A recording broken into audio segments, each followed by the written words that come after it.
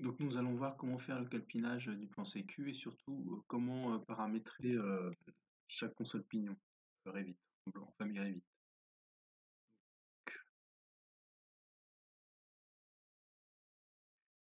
Donc je choisis, je vais aller chercher par exemple celle-ci, c'est la M3. Je fais CTRL-C, je me mets sur le niveau 4, brut, je fais CTRL-V. Là il va vouloir l'accrocher quelque part, donc ce que je fais c'est que je l'accroche sur le nu extérieur du mur, et normalement il me la place bien.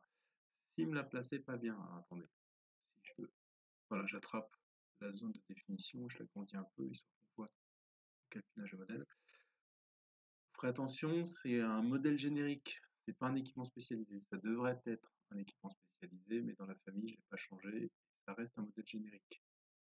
Donc dans les nomenclatures, il faudra bien visualiser ça. Si votre console n'arrive pas dans le bon sens, vous vous souvenez qu'il y a, en appuyant sur la barre espace, merci Jordan, on peut le permuter. Si jamais elle n'est pas bien collée, vous faites aligner, même si elle est en biais. Je vais juste la mettre en biais, parce que comme vous avez des fois le biais, un petit peu comme ça. Si votre passerelle arrive un peu biais, vous faites AL, aligner, sélectionnez votre mur avec Tab, sélectionnez le bon trait, ensuite vous l'alignez. Elle se met toute seule. Vous pouvez même la verrouiller si vous voulez, comme ça quand vous la déplacez, vous êtes sûr qu'elle se déplace correctement. Si je voulais l'aligner proprement ici, pareil, j'utilise la fonction aligner. On voit que là, elle fait 500, elle fait 15 par 320 par 165. Comment ça marche?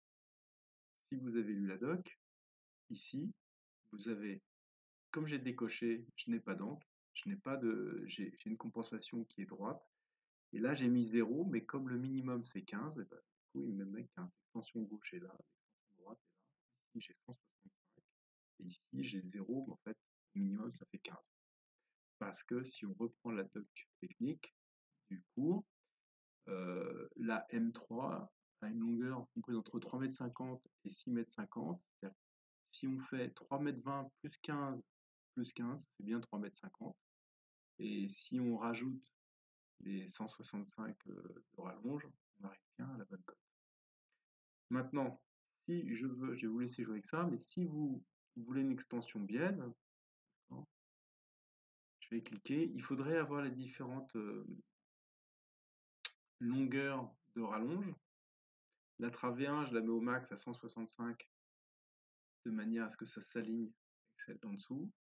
Et ici, il se met pas très très bien, mais bon, j'ai pas rentré les bonnes longueurs, mais en gros, vous voyez, ça va de 165, 100, 40 et 0 ici. Et si je me mets une autre, je la prends comme ceci, je la décoche.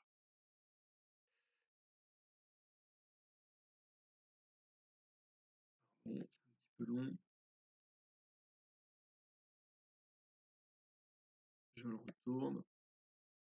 Ensuite, je le mets sur mon mur avec la commande à L. Et ça va assez vite.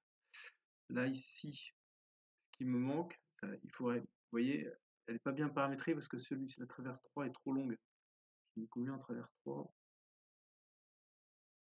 J'ai mis 100, enfin, je vais mettre moins, je vais mettre 70.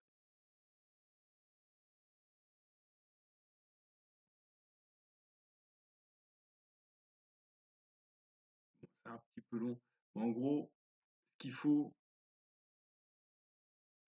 vous regarderez combien, il suffit de mesurer quelle distance, vous tracez un trait, vous mesurez quelle distance vous voulez, vous rentrez la longueur des traverses, éventuellement, même si vous ne savez pas, il met un petit rond là ici pour dire qu'il n'est pas content parce que ça fonctionne pas, et au pire, vous pouvez mettre 0 ici. Vous pouvez mettre 0 ici. Ça le fait bugger, il vous dit qu'il y a un problème, mais ça permet de le dessiner quand même, et ça permet d'avoir les valeurs.